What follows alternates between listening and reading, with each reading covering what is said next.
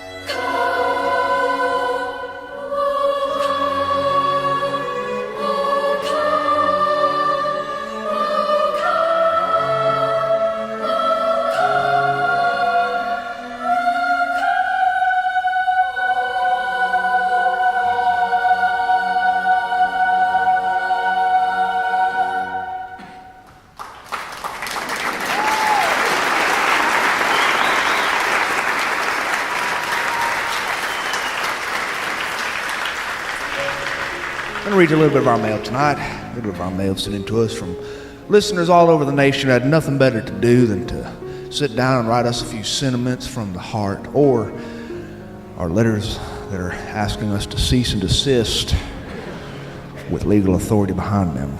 Our first letter this evening comes from Melanie in Franklin, Tennessee. Sean, this Christmas is going to be at my house this year instead of at my mom and dad's house.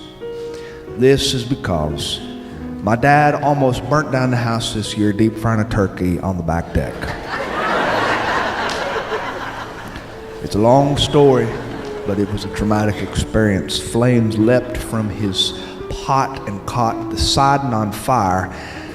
He caused a lot of damage, and now they're having repairs done this year. My mother swears she will never talk to him again. Win back her affection, he has agreed to do some renovations on the first level of their house that she's always wanted, and so, unless we want to spend this holiday in a stud-framed room that's draped in plastic, who knows whether my father will ever finish or not, we're eating at my house. My house. So, you always say to send in funny stories at the end of your shows.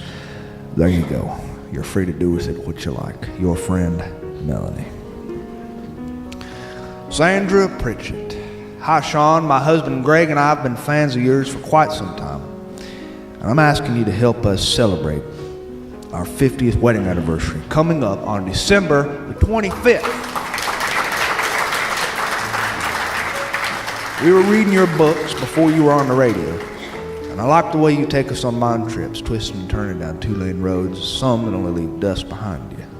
We liked your story about the Silent Night choir singing when you were a kid. So 50 years sounds like a very long time, I know it. But trust me, when you live it, it only seems like a few days when you're with the one who placed you with your soulmate. So thanks for reading this over the air. Your friends, Sandra and Greg Pritchett. Bill Degas, Williamsburg, Virginia. A long time ago, I used to work in Colonial Williamsburg, Virginia. If you've never been there, you really ought to go, and if you really haven't seen it for Christmas, you owe it to yourself to give it a look. You see people all over town walk around in colonial costumes, and sometimes you have to paint yourself to remember exactly where you are. So I just wanted to share that with you. If you ever get a few minutes, you ought to go to Colonial Williamsburg, Virginia. Merry Christmas, Sean. My wife and I like your show, and if you ever come up to Virginia, please look us up. We'll take you around. We'll show you a good time. Barney Andrews, Pensacola, Florida. Dear Sean, your podcast is enjoyable, but immensely more enjoyable when I have my dog to listen with me. Julius, my dog, died last Sunday, and I'm a wreck. Our time on the porch was the highlight of my hectic week, and now I don't have that to look forward to. My wife is struggling too. There is a gaping hole in our hearts, and I know you understand this. There's not many others I can share this with. Please know that I'm thankful that you're a part of me and my boys' Sunday ritual, even though it's over. Dear Barney Andrews, I lost my dog this year, as a whole lot of you know, and my truck just has never felt the same without that 80-pound passenger in the passenger seat next to me. May this Christmas be filled with memories of good dogs. Ellen Woodford, Philadelphia, Pennsylvania. Sean, I found your podcast while searching for Southern living cookbooks for my mother, who lives in South Carolina. She collects these cookbooks and has for years, but she's missing a few years of cookbooks. I typed in Southern Living on Google, and to make a long story short, I found you. I listened to your podcasts on the way to South Carolina with my kids in the car, and my kids came up with a question they wanted me to ask you. And I quote, "Mom, do you think Sean's a nice guy in real life?" And I had to laugh. I told him, "I'll bet he is. I'll bet he is." So Sean, thanks for the shows. They've kept us good company, and we needed it this year. Dear Ellen, you can tell your kids that not only am I a nice guy in real life, I'm also a nice guy in fake life. And Merry Christmas to you and yours and your mother in South Carolina. Good luck finding them cookbooks. Chadley Henry, Atlanta, Georgia. I tried to start a business, and I really tried to get it going this year, but nothing worked out for me. I think I'm going to have to close the doors, and I'll end up going back to construction work, which is what I've done all my life. It's what I know. I guess sometimes you have to let bygones be bygones. But I can honestly say that I've given my dream a real try, and I am glad that my kids got to see me do that.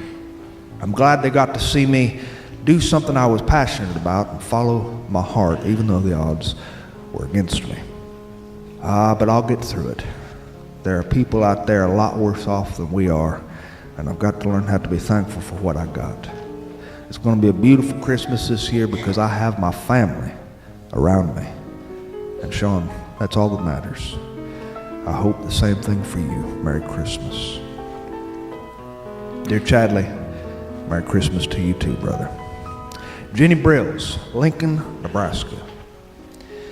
My mother is my best friend and she listens to podcasts religiously. And I was scrolling through her phone one night and I found your articles on her phone. And then it led me to your podcast on Google. My mother had never heard of your podcast though before, and so she got excited. So we listened to one together. And when I heard you reading birthday announcements, I knew I was going to need you to read one for my mom. Her name is Elaine, and she is everything to me. She'll be 64 on December the 17th. If you could please tell her I love her, I'd be so much in your debt. I hope you have a Merry Christmas. Dear Elaine, happy birthday from everybody here tonight. Derek Maynard, Wichita, Kansas. Sean, I was an English major, and I always wanted to write. But after school, I had to pay the bills. And so I took all sorts of jobs, and one thing led to another, and I got married, and I had kids, and just like it so often happens, life takes over. The next thing you know, I'm just a guy who does air conditioning maintenance. But this year, my mother sent me a well-written poem in the mail. She's always loved poetry. It was written on a nice Christmas card with glitter on it. And even though she lives 4 miles down the street, she decided to put it in an envelope and send it via the U.S. mail. I read it out loud, and something about it made me want to take up writing again. I can't explain it. So I started writing my own life story. And I wrote until 4 in the morning one night, and it felt so good I had to call in sick for work because I was so tired there was no way I could go to work. I'm going to be applying for some writing jobs this year, even if they're small ones at small newspapers, just so I can get my feet wet writing the English language again. I just wanted you to know about it because I feel like we're kindred spirits. So here's a poem I wrote for you, Sean. The silence of the midwinter's bleak but awesome white is immense, but it is light. Though it causes the summer's joy and spring's new wheat to be lost in memories of days that pass us by, it is love on snow like syrup running down the mountainside. May you feel completeness because I can think of nothing more than a year of Christmas and what's in store, recalling warmth and fervor of memories from the days of yore. I thank you, winter, for leading me onward. Until I reach the sky, onward we will go. Onward you will go, and onward so shall I. And that's letters from our listeners. We're going to have another tune here from this wonderful choir, the Savannah Children's Choir, everybody, the Savannah Children's Choir.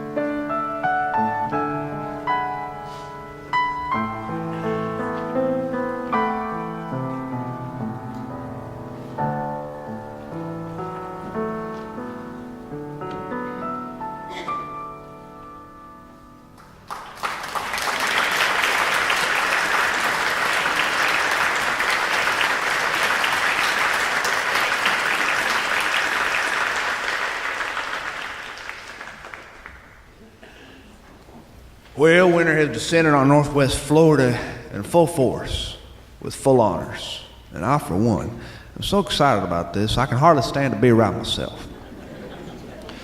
It's a time of year in this part of the world where temperatures don't descend very far except for a few days per year. So you will only get a few days worth of true classical winter.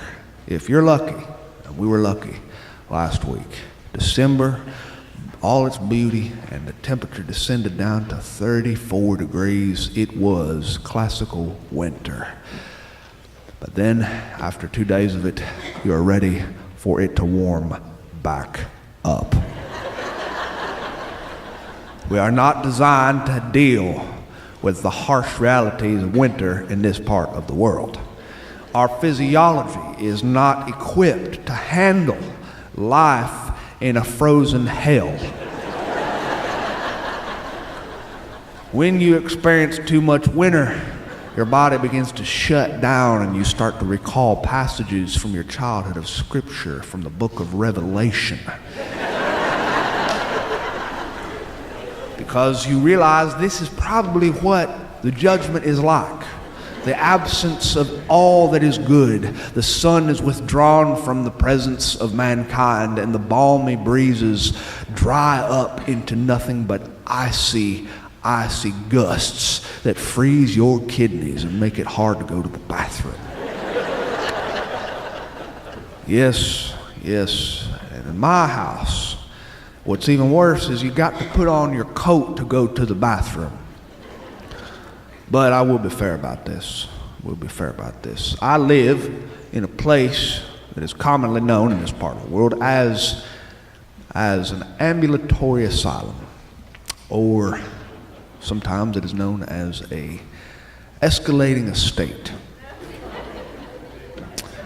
Some people know it as a perusing palace or a mobile mansion. You might know it as a single wide trailer or a mobile home. Whatever the case, my home has wheels on the bottom of it and it has more mileage on it than my truck does. But they make these things more or less the same way. The bathrooms are made out of this thin, sheer aluminum material. And they're not insulated as much as the other rooms in the house because it's very important to put ventilation in these rooms. And so there are all sorts of ventilating spots. There's something on the ceiling, there's something on the windows. And this is important too, because sometimes your Uncle John will come over to visit you and he will occupy that bathroom for at least 20 minutes and you wonder if he's given birth to something. You want ventilation in that bathroom when your Uncle John comes to visit. Otherwise, the spirit of darkness that he brings with him will inhabit your house. But in the wintertime, this ventilation lets out more hot air than it keeps in. And so this room is like a little freezer. And when it's time to go to the bathroom, when you feel your body telling you it's time to go, your first instinct is to pray it away. Because you don't want to go subject yourself to this torture. But eventually your biology wins out and the need is too great to ignore. And so you put on your parka, your one and only parka, that you hang in the closet because there's not much of a need for it down here except maybe once per 10 years. And you walk into this little bathroom that's about the size of a hot water heater closet. And you shut the door behind you and you realize that your shoulders are touching the walls at the same time.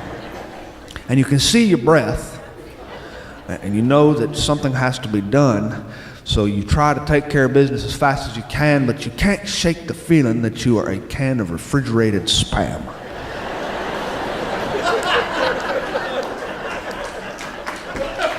And that is winter in the rural South.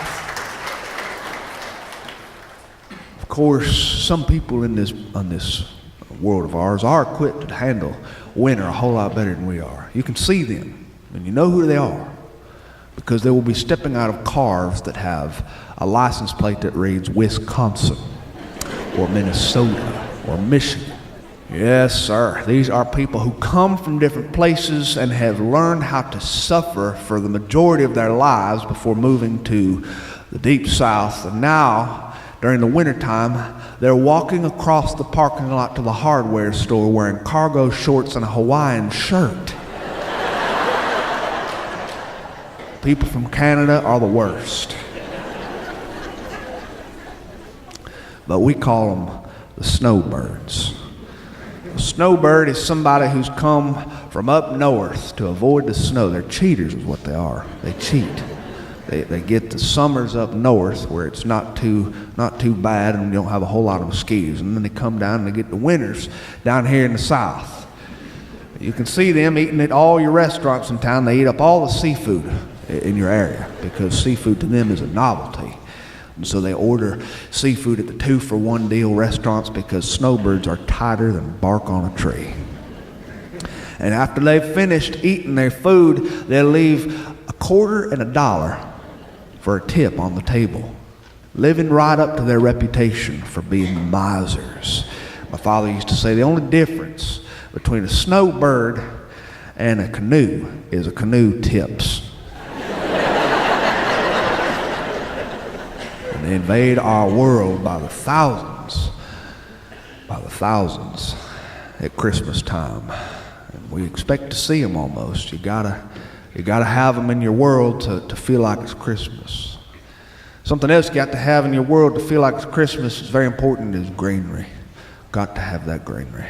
And it's got to be adorned with little white lights or colored lights. There's a very heated debate going on at my church between the church ladies. There are two sects of women who believe that some should have colored lights and some should have white lights. And these women do not bend on the issue. Some are on the white light camp and some are in the colored light camp.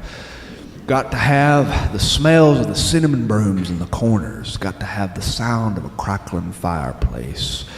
Got to have the candles that smell like balsam firs or cinnamon cookies. Got to have gingerbread cookies. I need these things for winter to feel like winter. I need them a whole lot more than I need that 32-degree weather. My refrigerator doesn't even get down to 32 degrees. I also need the music of Christmas. There's nothing that makes Christmas feel like Christmas like music.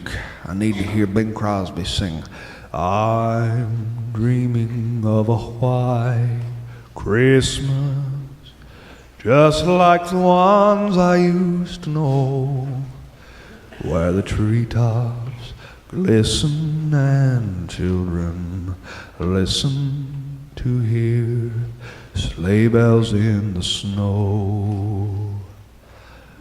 I like to hear on the first day of Christmas my true love gave to me a parka from 1963. I like to hear you better watch out, you better not cry, you better not pout, I'm telling you why Santa Claus is coming to town. I got to hear some you know, Dasher and Dancer and Prancer and Vixen, Comet and Cupid and Donner and Blitzen.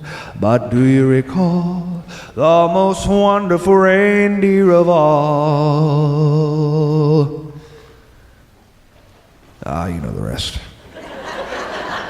I like to hear Nat King Cole sing, chestnuts roasting on an open fire, Jack Frost nipping at your nose, Yuletide carols being sung by a choir and folks dressed up like Eskimos. Everybody knows hot turkey and some mistletoe help to make the season bright. Tiny tots with their eyes all aglow will find it hard to sleep tonight. And of course, I must hear at some point during the holiday season the Charlie Brown Christmas music from my childhood. Songs like Christmas time is here, happiness and cheer, fun for all that children call their favorite time of year. Sleigh bells in the air, music everywhere, Yuletide by the fireside, and joyful memories there. Oh, I love the Charlie Brown Christmas episode. 1965 was when it first aired on CBS, and Charlie Brown Christmas music has the power to change the world. I truly believe that. When you hear it, you just naturally stop what you're doing. I was fortunate enough to hear children's choir sing the Charlie Brown Christmas music collection from the Peanuts Christmas special last week at the mall. Oh, it was wonderful.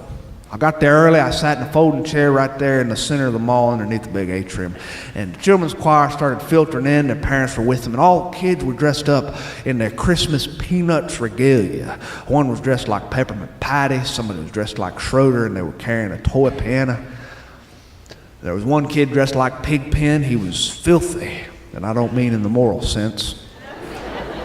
And they all gathered on this little platform, about 34 kids, and they sang through the Peanuts Christmas music that I know and love, the Peanuts Christmas music. And I was taken back into my little tiny bedroom when I was a boy, and my father gave me one year before Christmas a Peanuts Christmas music album. It was a jazz album because the soundtrack is nothing but music from a jazz trio. Vince Guaraldi was the pianist, and there was an upright bassist and a drummer playing brushed rhythms on the drums. There were songs like Skating, there were songs like Linus and Lucy, and there were songs like Hark the Herald Angels Sing, and it was sung by children's choirs, not beautiful children's choirs from big cities with perfect voices. These were children with imperfect voices like our voices, and it was played on a detuned piano, just an upright piano that you keep in the corner of your church.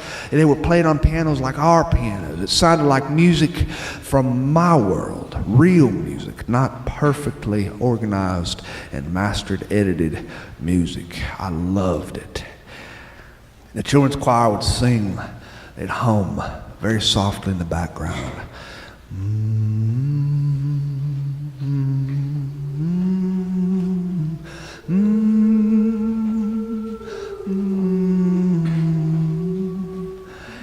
And it was the little boy who was playing the part of Linus came out. He was wearing a red shirt with thin black pinstripes on it. He was carrying a blue blankie, and he stepped up to a microphone and he said, "And in that region were shepherds out in the field, keeping watch over their flocks by night. And an angel of the Lord appeared unto them, and the glory of the Lord shone around them, and they were sore afraid. And the angel said unto them, Be not afraid, for behold, I bring you good news and tidings of great joy, which shall come to all people. For to you is born this day in the city of David a Savior, who is Christ the Lord. And this shall be a sign for you. You will find a babe in swaddling clothes and lying in a manger." And suddenly there was with the angel a multitude of the heavenly hosts, praising God and saying, "Glory to God in the highest, and on earth peace among men with whom he is pleased." And when the angels went away from them into heaven, the shepherds said to one another, "Let us go to Bethlehem and see this thing that has happened, which the Lord has made known to us."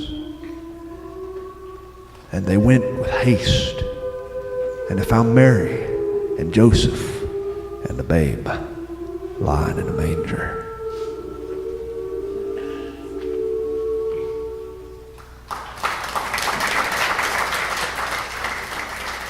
There was not a dry eye in that place, not a dry eye. You heard the whole audience caught a case of the sniffles. After the show was over, they ended with the song Linus and Lucy, and the kids had a freestyle dance period, and they danced on the stage like they were kids who drank Mountain Dew before they got there. They were convulsing and writhing their bodies, and when it was over, they all left the stage and they flooded that little audience. The people in the folding chairs stood and they shook their hands, and Peppermint Patty was the first to come give me a hug. And then was my buddy's son, Adam, which was the reason I was there that day at all. Adam is a boy who got reddish hair, and he's got Down syndrome, and he's got a heart the size of North Dakota. He came rushing up to me. He threw his arms around me. He said, "I love you. Do you know that, Mr. Sean?" Well, I do know this because Adam tells me at least 50 times every time I see him. And then kids came from across that little room. They came and they hugged me one more at a time. A 10-year-old girl came next, and an 11-year-old boy came after that. Soon, 34 kids were hugging me all at once in the middle of that mall. It was a mass hugicide. And I looked around and I saw all these children hugging me at the same time. I wandered upstairs and I bought me a cup of coffee for $3.75. God, how times have changed. I remember when coffee was at least a nickel or 25 cents, and I ain't that old. But I walked into a bookstore and I found a $5 book bin, and I started rifling through it. Just a glow on my face. Children hugging you. It can change your life. I found a book, and the book in that $5 bin was a nice hardbound book, and it said Charlie Brown, the Peanuts comic strip from 1952 to 1967. And at that same moment, Charlie Brown Christmas music was playing overhead on the intercom. It was bizarre. I paid $5 for it and realized that it was only $1.25 more expensive than my coffee. The cashier took my money. She said, "Would you like to gift wrap this for an extra $1?" I said, "Sure." So she wrapped it in gold wrapping paper with a white ribbon. And I left that bookstore feeling like $1 million. While I was leaving, I ran into somebody I hadn't seen in a long time. Now, to call him a friend would be probably incorrect. We were more like acquaintances, but we did spend a lot of time together. We worked on a landscaping crew when I was a little younger. Landscaping crews are tough jobs to hold. He ran the edgers and I ran the mowers. Sometimes I ran the mowers and he ran the edgers. Go ahead and take a second if you need to. We spent our lunch breaks together. We talked about life together. When you work with somebody, you develop a bond that's very different than just being a straight friend. It's more of a bond that's based on griping and complaining. When I saw him there in that mall walking toward me, he was wearing his work jacket and his jeans and his boots, and I could see that he'd just come from a job site. And I noticed that he didn't look so good. He didn't look good at all, actually. He'd lost weight. His hair started to fall out a little bit. We shook hands. I asked about what he was doing with his life. He told me.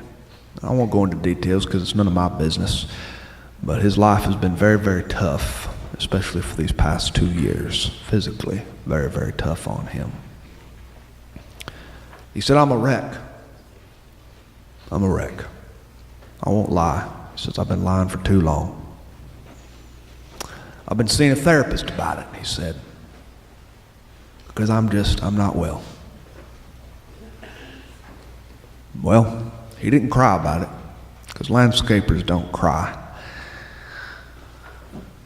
And I felt this thing underneath my arm, this square package that had just been gift wrapped. And I took it in my hand and I handed it to him. I said, I think you're going to like this." He said, "Huh?" He said, "What is it?" I said, "Just listen to me. Whenever you sit down to read it, don't read them all at once. Just take them one at a time. You want to savor these things." And it was about that time I looked over the balcony railing of that mall, and I saw all them kids that had just sung in the choir. I saw my buddy's son Adam, and they were all making their way out to the parking lot.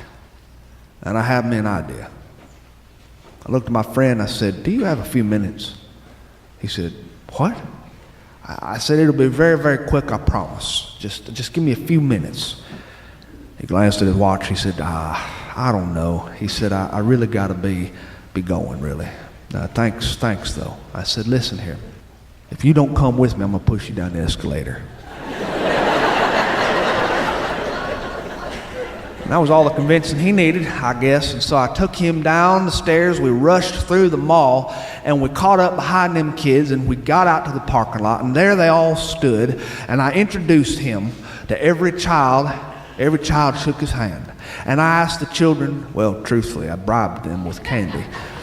I bribed them into singing Peanuts Christmas music for us, just a few songs. The parents all obliged. The children all fell into formation out there in the parking lot. They were just precious. Peppermint Patty stood next to Pigpen, stood next to Schroeder, stood next to Linus, stood next to Charlie Brown, the little boy who was wearing the yellow shirt with the brown zigzag stripe on it. And they sang, "Hark the Herald." They sang, "Christmas time is here, happiness and cheer, fun for all that children call their favorite time of year." And I looked at my friend. His eyes were pink. And when the children finished singing, I looked at them and I gave them the order. I said, "Hug this man." The children broke formation and they swarmed him like a virus. They threw their arms around him, one after another, until he was in the center of this large clot. They hugged him, and then they left in their cars with their parents. Wintertime has come. It's cold. Sometimes family members treat you like your refuse. Sometimes your friends behave like donkeys. Sometimes life turns against you and you don't understand it. You don't know where it's going, and you don't know why it's going there.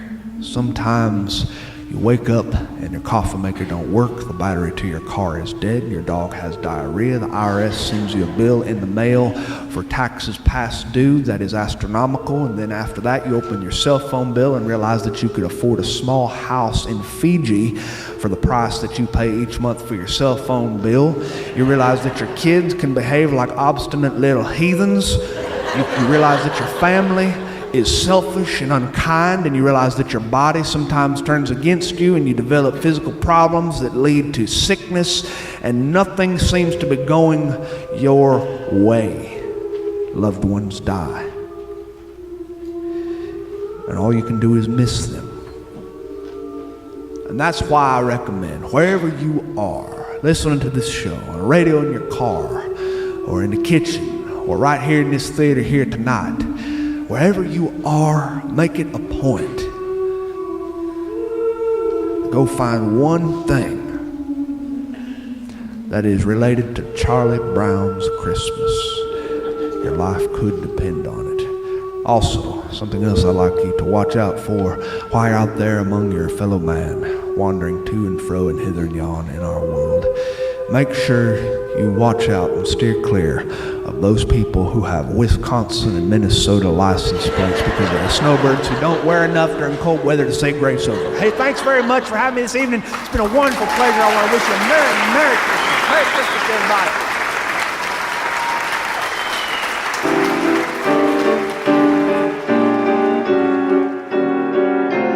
Hey, thanks for listening to Sean of the South. I've been your host today, Sean Dietrich, and man, it's been a bona fide pleasure, if I do say so myself. This episode was brought to you by Case Knives, a tradition in my family dating back to my granddaddy, who once said the best way to cure idle hands is to build something.